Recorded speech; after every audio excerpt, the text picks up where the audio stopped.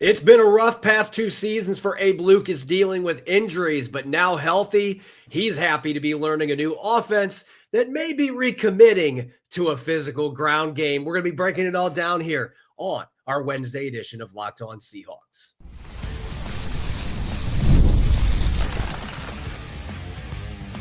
You are Locked On Seahawks, your daily Seattle Seahawks podcast, part of the Locked On Podcast Network, your team every day.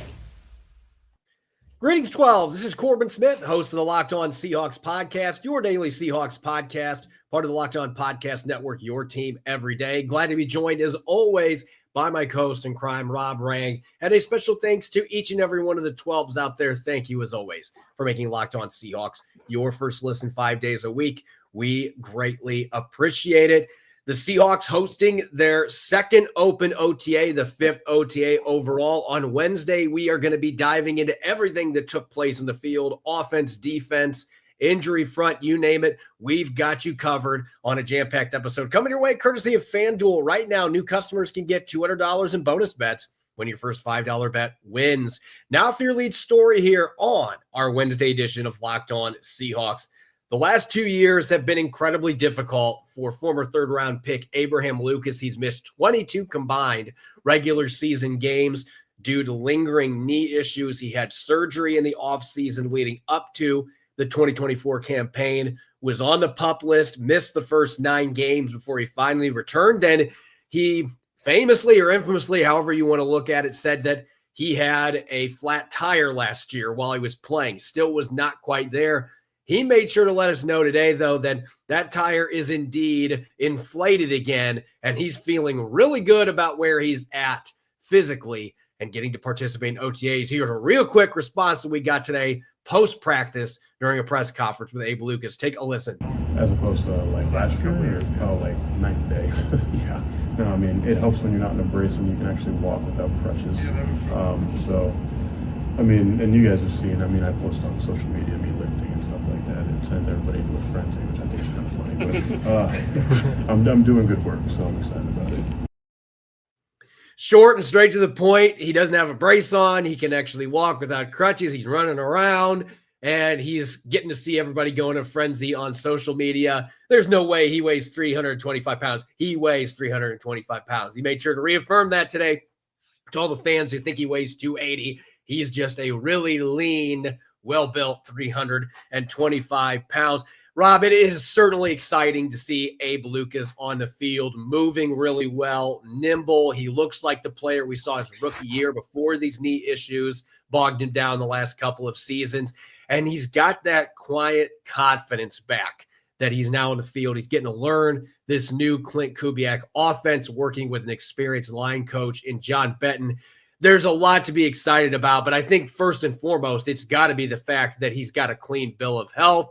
And he made sure to let us know that, hey, it's not amputated, so I'm fine. And I told him after the press conference, it's only a flesh wound. And I'm not sure if he got the reference, but anyway, he is really happy about where he's at physically. And that is the best news for the Seahawks, among other things that he mentioned today in his press conference with reporters. Yeah, no question about it. Just his Abraham Lucas healthy is some of the best and biggest news that the Seahawks and Seahawks fans could possibly be getting at this point. As you referenced, Corbin, I mean, Abe Lucas has missed several games over the past 2 seasons. But in the 7 games in which he played a year ago, the Seahawks were 5-2. I mean, that just, to me, says it all. I mean, they the games that I want to see Abraham Lucas back on the field for the Seahawks are against the LA Rams. I think that is the most formidable front that they are going to face up next season. He did not face the Rams at all last year, and I would argue that's one of the reasons why Seattle struggled against the LA Rams. Is again, with all due respect to the right tackles that they had, they just don't play with the physicality, with the nastiness that Abe Lucas provides. And as you said, Abe Lucas, as a freshman, or his first year freshman in my mind, his first year in the NFL, he looks like his old self. I would argue that he looks even better than he did back then. I mean, the 320 pounds kind of comment, I just think that it just shows how athletic, how chiseled an offensive lineman in 2025 are. They just So we have these impressions, and sometimes movies in Hollywood kind of give you this belief that offensive linemen are just these big guys that have a really sloppy build. Abe Lucas, probably has a six-pack. I mean, he is one of the most well-built offensive linemen you're ever going to see. And so I just think that from a physicality standpoint, from a conditioning standpoint, the Seahawks are so much better when number 72 is back on the field. And so I think that this is as exciting news as you possibly can get from basically day 2 of the media being able to check in on the OTAs. The health standpoint, it's the most important news, but anybody that listens to Locked On Seahawks, my background as a run game guy. I was a running back. I was a running back coach at the varsity level for a number of years. It's my favorite position to evaluate in the pre-draft process. I mean, running the football is my favorite thing about the sport. And so, of course, my ears perked up. And I asked Abe Lucas about this today. And we've talked about it on the show some. The idea that running the football is a commitment, that teams that are good at it, they commit to it. They don't just dabble. They don't make it optional. It is a staple of their offense. It is a foundational part of their offense. And so I just asked Abe Lucas straight up, do you feel like this offense with Clint Kubiak, do you feel like you are getting back to that point where there is a clear and defined commitment to running the football? And he had already hinted at that, talking about the fullback and how putting a fullback in makes it clear what your intention is. And as he said, it's non-negotiable now. This is no longer optional like it was last year, even the year before. The Seahawks are going to be building this offense around running the football, and they are going to be elite at running the football. Those are the words Abe Lucas said, not me, but my ears were perking up when he was talking about this. And if you've watched Abe Lucas play when he's healthy, he loves getting after it. His favorite thing is to cook up pancakes, and he can do that on zone blocking. A lot of times fans think, well, zone blocking, they're not going to be finishing guys. No, that is not at all the case. Good zone blockers, they get in the right position, and then they are physical once they get to the point of attack. It's no different than your gap scheme in that regard. Abe Lucas is going to be looking to get after it, and regardless of how he responded to questions, whether he seemed enthusiastic or not, all you have to do is watch him on the field, and this guy is going to be fired up to get run blocking back to where it needs to be, and that it is going to be the staple of this offense. Not a staple. It's going to be the staple that everything else works off of. Exactly. And that's the thing is that, you mentioned from a running game perspective, a running back perspective. I look at it also from the quarterback perspective. Look, Corbin, we're going to be talking about Sam Darnold here, I assume, at some point here in today's show. And I do want to kind of caution Seahawks fans, because I just don't think that you are going to see Sam Darnold throw the completion percentage, the yardage, the touchdowns that maybe Geno Smith did in the past, and maybe what Geno Smith doesn't do with the Las Vegas Raiders. I just don't care. I think that what's more important is controlling the line of scrimmage. And that's what I think that the Seahawks are going to be able to do. That's one of the reasons why I'm so excited about Abe Lucas's health, why I was so excited about Seattle bringing in coaches like John Benton, like Rick Dennison, and just this refocus on winning the line of scrimmage, being very intentional, being, as you said, non-negotiable, that running the football is going to be basically the straw that stirs the drink. The passing game is going to be a complement of the running game rather than vice versa. And again, so I mentioned Sam Darnold before, because I don't think that he's necessarily going to put up these eye-popping statistics. I don't think he's going to be a top 10 MVP candidate. I think he's going to win, because I think that he is going to complement the running game. And so it's critical that Seattle be healthy, active, powerful, intense, the line of scrimmage. Abraham Lucas is all of those things. And that's, again, one of the reasons why I'm so bullish on Seattle's one-loss record in 2025. When we return, we are going to dish out more takeaways from day 5 of OTAs. It wasn't just about the run game, though I could sit here and talk about the run game and Abe Lucas' comments for 45 minutes because I was that fired up. I felt like I could run through a brick wall with the way that he was talking about that. We have other takeaways on offense, including a budding connection between Sam Darnold and one of his new receivers that should have Seahawk fans pretty excited heading toward the 2025 season. We'll get to that coming up next here on our Wednesday edition of Locked On Seahawks. The NBA playoffs are in full swing. In fact, we've got the NBA Finals set to kick off shortly between the Pacers and the Thunder. Every night delivers highlight-worthy performances, major momentum shifts, and can't-miss moments. Whether it's a game-winning shot or a breakout player, there's never been a better time to get into the action. Right now, when you join FanDuel and place your first $5 bet, you'll get $250 in bonus bets if your bet wins. FanDuel makes betting so easy, whether I'm picking my favorite team in a matchup, go Pacers, or diving into player props for teams still remaining in the playoff hunt. Whether it's Tyrese Halliburton nailing clutch jumpers to stick the dagger in the Thunder, or Chet Holmgren throwing down thunderous dunks and saying that Oklahoma City is going to win the big thing, FanDuel has so many ways to bet your favorite player props. Plus, after the game tips off, you can even combine live prop bets into a same-game parlay for a chance to win big. Don't miss out. Head to FanDuel.com today and claim your $250 in bonus bets. Welcome back to the Wednesday edition of Locked On Seahawks. I'm Corbin Smith. He's Rob Rang. A special thanks to each and every one of the 12s tuning in, and thank you, as always, for making Locked On Seahawks your first listen 5 days a week. We greatly appreciate it. The Seahawks returning to the VMAC today for their 5th OTA practice, the second that is open to media members. They will be on the field again tomorrow. It was a little bit different OTA compared to Monday's practice, Rob, and I will just throw this out there to provide some context before we dive into some of the takeaways here. OTAs are non-padded. They are non-contact. There are strict rules prohibiting contact this time of year to avoid injuries. You want to keep guys up. You don't want to get to the ground. And things started to get a little bit too frisky in the middle of practice today during a 11-on-11 drill. Mike McDonald came in off the sideline and grilled players and coaches. It was about accountability. You guys need to be accountable for each other. These are OTAs. Let's keep everybody up. Let's limit the contact. Let's be smart.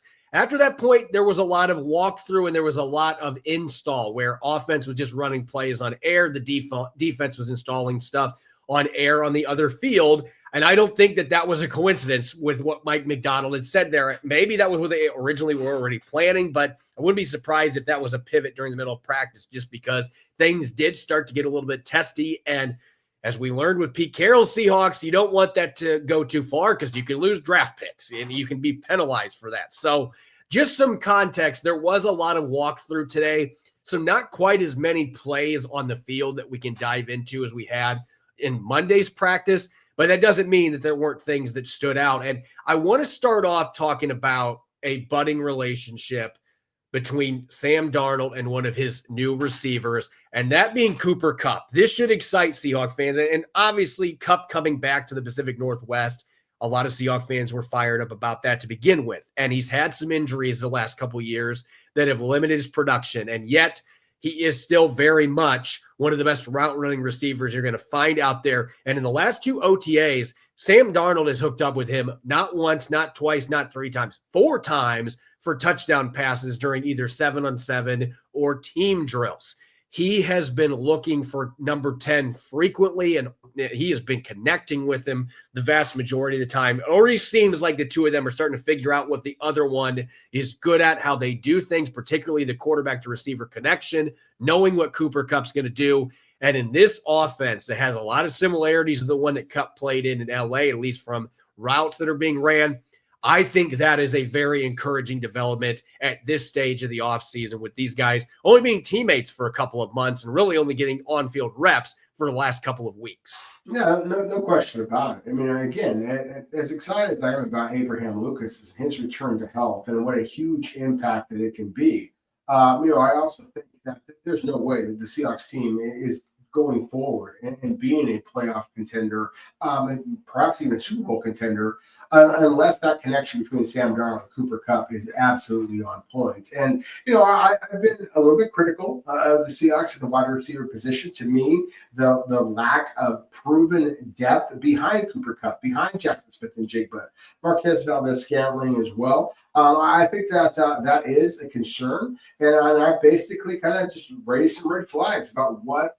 happens if Cooper Kupp or Jackson Smith-Njigba go down with injury. But let's flip that conversation. What happens if they stay healthy? Then, oh my goodness, you might have two of the absolutely elite route runners in all of the NFL being thrown to by a quarterback that is one of the most accurate passers, both in the pocket and on the move in all of the NFL. It could be pristine. And especially when you consider that, again, this offense is all built on complementing the running game.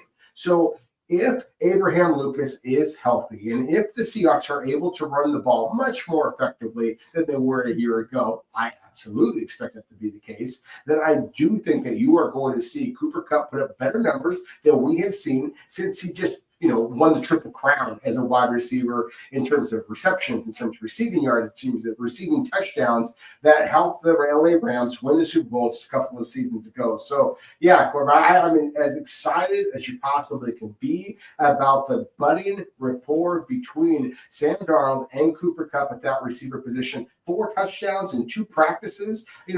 As you said, it's OTAs. They're not in pads. And there's some scouts out there, some media fans out or media reporters out there who would argue that you can't really glean much from those practices. BS, you absolutely can. You can see who can change direction. You can see the rapport, the chemistry between a quarterback and a wide receiver. I would argue that the Seahawks cornerbacks, at least the starters, might just be the best position group on this team. If Cooper Kupp is able to get open against guys like a Devin Witherspoon, guys like a Tariq Woolen, then that to me is all the more encouraging. This Seahawks offense is about to fly. Let's shift the focus back to the offensive line. And we talked about Lucas's health and where he's at. Charles Cross looks like he's added a bit of muscle to his frame. So I think that's an exciting development. But let's go to the center position. There's been so much talk about right guard, and this will stem a little bit off of that competition that, as Clint Kubiak said today, maybe the best thing he said today in terms of making everybody laugh, this competition's wide open, brother. That's what he said about right guard. Some of that is going to have maybe potentially a ripple effect on the center position, because today not only did we get to see Oluwatimi and Jalen Sundell both snapping to Sam Darnold. They both got about 50-50 reps of the first-team offensive line today.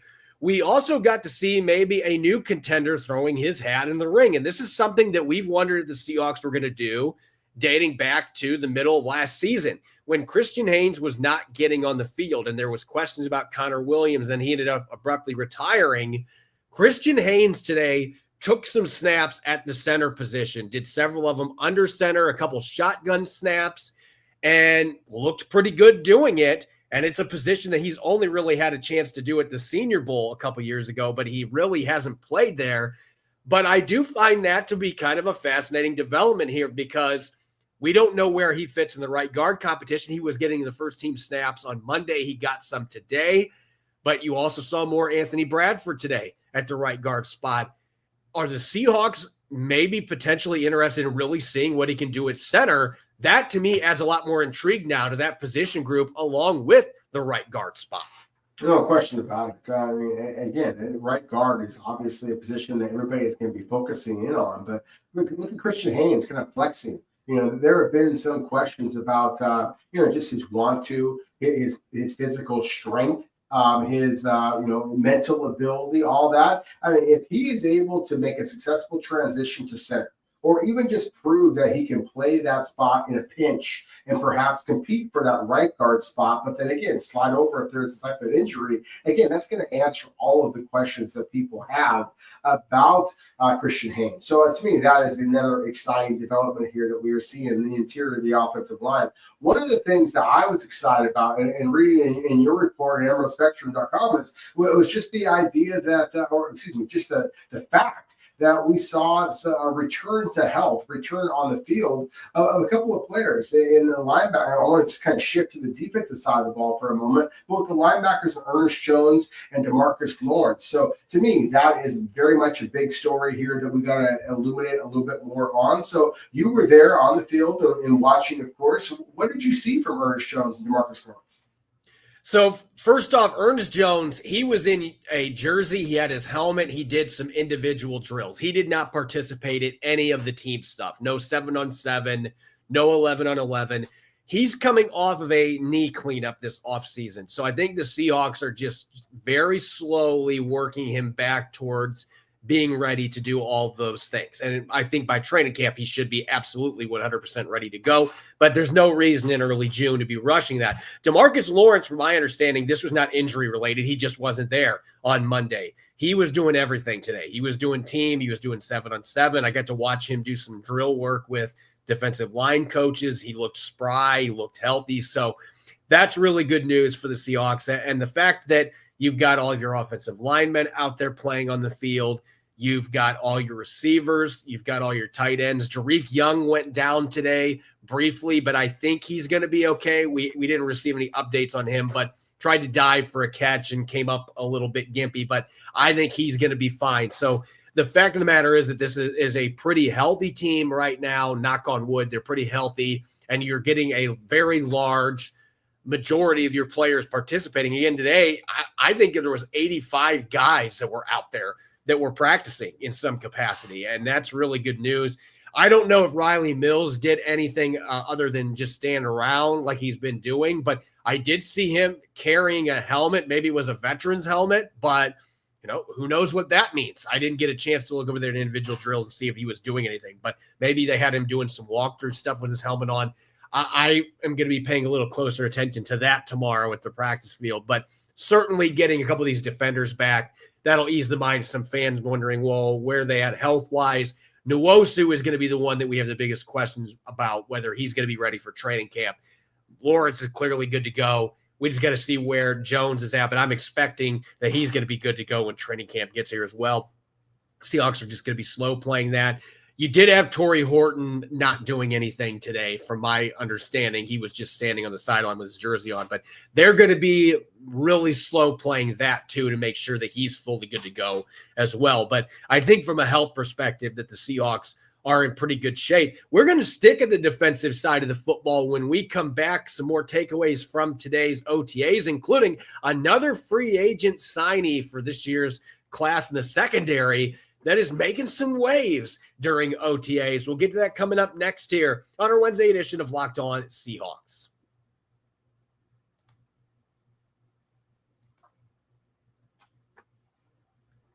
Welcome back to the Wednesday edition of Locked On Seahawks. I'm your host, Corbin Smith. Glad to be joined, as always, by my co-host in crime, Rob Rang. And a special thanks to each and every one of the 12s tuning in. Thank you, as always, for making Locked On Seahawks your first listen 5 days a week. We greatly appreciate it. And for your second listen, make sure to check out the Locked On NFL Scouting Podcast. The NFL Draft is long in the rearview mirror, but the roster moves and news, they never stop. Hosts Kyle Krabs and Joe Marino will make you the most informed NFL fan this offseason. Find Locked On NFL Scouting on YouTube or wherever you listen to your podcasts. Continuing our deep dive into today's fifth OTA practice, we've talked to Abe Lucas in the offensive line. You got a new competitor potentially at center. There's some budding chemistry on the outside. Sam Darnold, a couple of his veteran receivers. Shifting over to the defensive side of the football. Yesterday, on Monday, Shamar Jean-Charles was one of the standouts in practice, a player that the Seahawks signed as a free agent away from the New Orleans Saints. And he had an interception. He had a pass breakup. I don't care that the ref said it wasn't an interception. I saw it. Both of his feet were in bounds. Practice, I make the verdict. It was an interception. Devin Witherspoon would agree with me. Shamar Jean-Charles was one of the better players on the field. Another secondary player that was signed in free agency that, look, I know Nick Emanwari being drafted by the Seahawks, Julian Love, Kobe Bryant being on the roster. It's going to make it difficult for any other safeties to see very many snaps, if any, on defense. And yet at the same time, DeAnthony Bell has been a really solid player when he's had his chances in Cleveland. He has good numbers as a defensive player in Cleveland, and the Seahawks have excitement about him There's a reason they signed him to not one, but a 2-year deal. There seems to be some excitement about him, not just a special teams guy, but maybe somebody that could be plugged in and play some snaps in a sub-package role. And yesterday or Monday, I keep saying yesterday because it feels like it was yesterday, but Monday, Drew Lock, in my opinion, was the best player on the field. Today, it was D'Anthony Bell. He had an interception on a deep ball that was thrown by Sam Darnold that was a Willie Mays type catch over the shoulder, reeling it in, and then he went 30 yards before they blew the whistle, coming back the other way. And then he also had a pass breakup against Sam Darnold during 7-on-7. The ball was knocked up in the air, and it ends up in the hands of Ty Okada, the other safety, for an interception. And again, both these picks came against Sam Darnold and the starting first-team offense. So it's not like he was playing against second and third teamers. He wasn't playing against scrubs in the 90-man roster. He was playing against Seattle starters, and he consistently put himself in good position to make plays on the football. And we know that this is a guy with his size, another player that's around 6'2", 210 pounds. This is a guy that can play in the box, and he likes to come up and hit people. He's going to love it when the pads come out. But you're already getting these kind of early returns. Maybe this is a guy that we should be talking about a little bit more, because Mike Macdonald will play 4 safety sets. I mean, they could have Nick Emanwari playing linebacker or Bell. Both these guys can play that money linebacker spot. It creates so much flexibility when you have that kind of depth at safety. And Bell is a player where they signed. I had some excitement seeing his film, seeing him practice here on Monday and Wednesday. There's a lot of reason to think, maybe this guy might be a guy that can vie for some snaps. Yeah, I think so. I mean, again, I have some concerns about the depth at wide receiver. We talked about the depth at cornerback, depth at edge rusher. I have no concern about the depth at safety. Now, of course, John Schneider, I'm sure, has concerns about that, because he's going to have concerns at every position. But I just think that safety is arguably Seattle's deepest positional group. I'm excited to hear that Ty Okada got that interception. I'm excited to hear about D'Anthony Bell. I mean, he was a player that, kind of bounced around a little bit at the college level, was with the Cleveland Browns the last couple of seasons. But when he was on the field, he proved himself a playmaker, and you acknowledge the fact that this isn't some guy who is, 199 pounds running around. I mean, he's a legitimate 210-pounder that will come up and stuff you in the running game. And so for him to be showing improved awareness as well as speed and ball skills in the back end in terms of coverage, the Willie Mays reference, I love that, because obviously if you're going to track the ball over your shoulder and be able to make that type of interception, that's just that is incredible awareness of the football, as well as soft hands. That are some of the things that were kind of knocks on D'Anthony Bell's game coming into the NFL. So, again, very excited about the developments there. Of course, we'd be remiss if we had mentioned Jarek Reed, a former Seahawks draft pick, who was absolutely spectacular on special teams. That often has led to, a big-time, big time opportunities on the defensive side of the ball as well. So again, that safety position to me, Corbin, is one of the Seahawks' strengths. And when you're considering how multiple that Mike Macdonald's defense is, then there are going to be opportunities for safeties. Yeah, there will be. And here's the thing, again, Mike Macdonald, he'll get creative. He'll put 7 defensive backs on the field sometimes, and you have a lot more flexibility to do that when you've got a couple safeties that are big bodied that can play up in the box, and you don't lose much in terms of a traditional linebacker not being out there. It does open up a lot of possibilities. A number of these guys have played in the slot. You've got a couple of guys I think who can maybe play outside corner in a pinch. Even Wari used to. So there's a lot of positional flexibility there where you can get these guys involved. And special teams is going to be big. A number of these guys are going to be core special teams players. So you can make an argument safety might be the deepest position group that's on this entire roster right now. And that's a positive development when you're talking about Mike Macdonald's defense. This time of year, you want to start zeroing in on undrafted players too, because you want to get off to a fast start. If you're a guy that didn't hear your name called in those 7 rounds, you've got to make a positive first impression. And this is a guy that I was already saying I think is the best undrafted guy that they have on their roster. Thor Nystrom agreed with us and had a 4th-round grade on Jared Ivey coming out of Ole Miss. Ivey is a guy that he doesn't just stand out because, even without pads on, he looks like he's got pads on. Like he's one of those specimens. He's a big dude. maybe not the most lean, ripped guy you're going to see, but he's just a big guy with huge hands. And he really stands out in practices like this because of that pure size. He's every bit 6'6", 275. He might be 280. I mean, he is a big guy.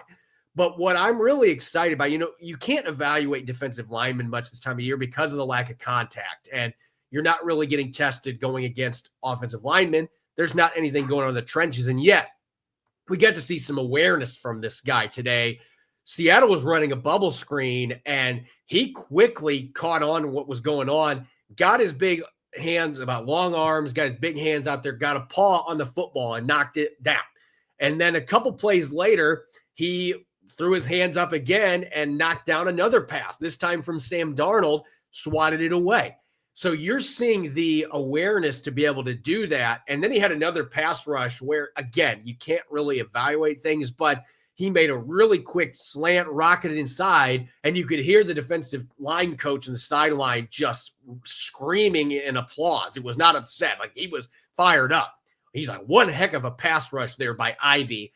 And so it feels like maybe in rookie minicamp, some were wondering, well, where's the fit here? He's had some issues with some of these drills. I'm seeing a guy that's really picking things up, and that's huge because we've talked time and time again about there being depth concerns there. This is a guy that truly can play the 3-tech position as well as a defensive end spot outside, even a 2-point stance. He can move around, and you're seeing flashes already. I just have a lot of excitement about where this kid may be able to fit in because I know what he's going to be able to do when he puts pads on in August. Yeah, that's very encouraging report there because, again, kind of like D'Anthony Bell, the safety position, I mean, some of the areas in which I thought that he needed to improve, it sounds like he is showing that improvement. Same thing with Jared Ivey. I mean, this is a guy who does have that big body and can play up and down the defensive line.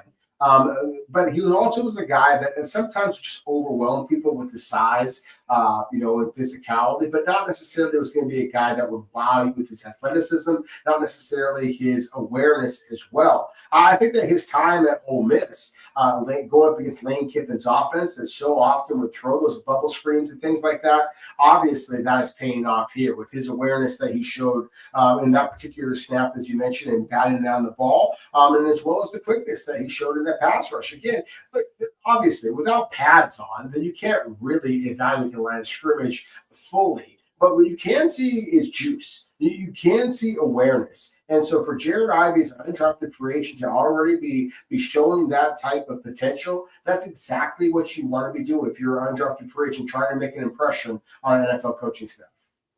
As always, you can follow me on X and Blue Sky at Corbin Smith NFL. You can follow Rob at Rob Rang. Make sure to subscribe to Locked On Seahawks on YouTube or wherever you listen to your podcast to make sure you don't miss a single episode. And friendly reminder, now through June 15th, we've got a Father's Day sale on Emerald City Spectrum, all Seattle sports, all the time. Just enter in the code FATHERS at checkout, emeraldcityspectrum.com/enter the spectrum. You enter in the code at checkout, 50% off a 12-month annual subscription. It's normally $60. You can get it for $30 right now with the code FATHERS at emeraldcityspectrum.com. When we return on Thursday, we are going to have a special guest joining us. We are going to welcome Eric Galko from the Shrine Bowl, and he's going to be diving into some of the players the Seahawks drafted that participated in that bowl, some undrafted players, and much, much more. You won't want to miss it. Make sure you listen in and enjoy the rest of your Wednesday. Go Hawks.